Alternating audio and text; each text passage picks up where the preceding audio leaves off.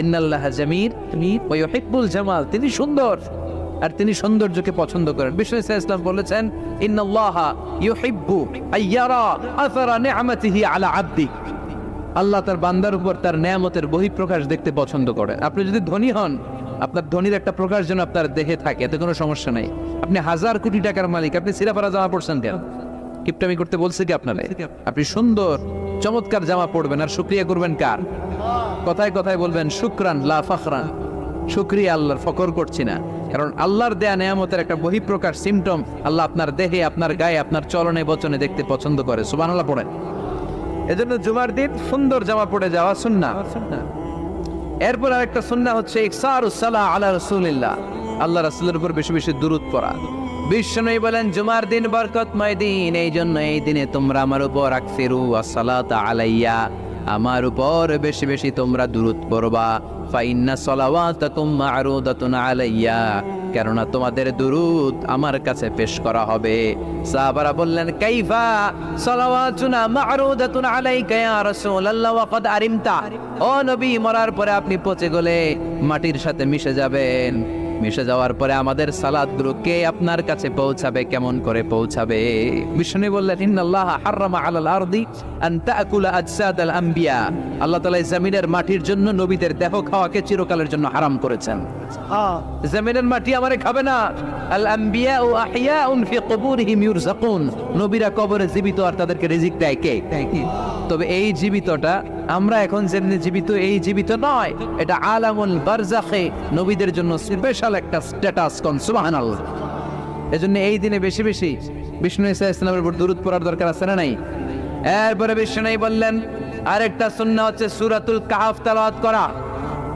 কোন সূরা? একেবারে কোরআনের মাঝখানে, জানেন এটা একেবারে ব্যাপারায় 15 পারায়। এমনকি এই সূরা কাহফের মাঝখানে একটা শব্দ আছে ওয়ালিয়াতালাত্তাফ। দেখবেন কোরআনের সব শব্দ বাক্য এক মানে ফন্টে লেখা, এই ওয়ালিয়াতালাত্তাফ এটা আলাদা ফন্টে মোটা করে লেখা, কারণ এটা হচ্ছে মিডল অফ দ্য কোরআন, কোরআনের একেবারে মাঝখানে। এটার আগে যত শব্দ তারপরে তত শব্দ, এটার আগে যত অক্ষর তারপরে তত অক্ষর। সুবহানাল্লাহ পড়েন। ওয়ালিয়াতালাত্তাফ আছে না নাই?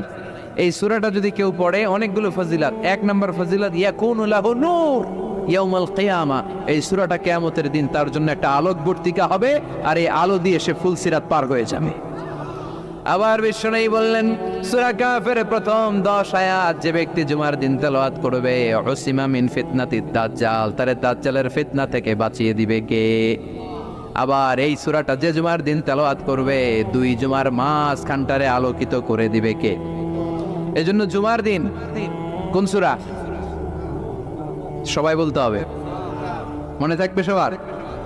এরপর তাবকির ইলাল মসজিদ, মসজিদে আগে আগে যাওয়া, আমরা আগে আগে যাওয়ার চেষ্টা করব। এরপর আল মাশি আলাল আকদাম, পায়ে হেঁটে যাওয়া সুন্নাহ। পায়ে হেঁটে, দূরের জায়গা হলে cycle, Honda, CNG, private car দিয়ে আপনি যেতে পারেন, সমস্যা নাই। যদি সুযোগ হয় পায়ে হেঁটে যাবেন, এটাতে সওয়াব বেশি না কম? এরপরে আদম তাখাত্তি রিকাবান নাস, মানুষের ঘাড় ডিঙ্গিয়ে যাওয়াকে বিশ্বনবী নিষেধ করেছেন। অনেকে আসে দেরিতে যেতে চায়, আগে আসে না নাই? জুমার দিন আসছে সবার শেষে, মানুষের ঘাড়টা ডিঙ্গিয়ে সামনের কাতারে যেতে চায়। এই মসজিদটা সবার, এখানে কাউকে কষ্ট দিয়ে ধাক্কা মেরে নিজের সামনে যাওয়া যাবে? There is no difference between black and white, upper and lower, between the richer section of the society and poorer section of the society, between the prime minister, between the president and rickshaw puller, labor and factory worker. Everyone is completely equal, totally equal, 100% equal in the eyes of Islam. চিল্লায় কোন ঠিক কিনা?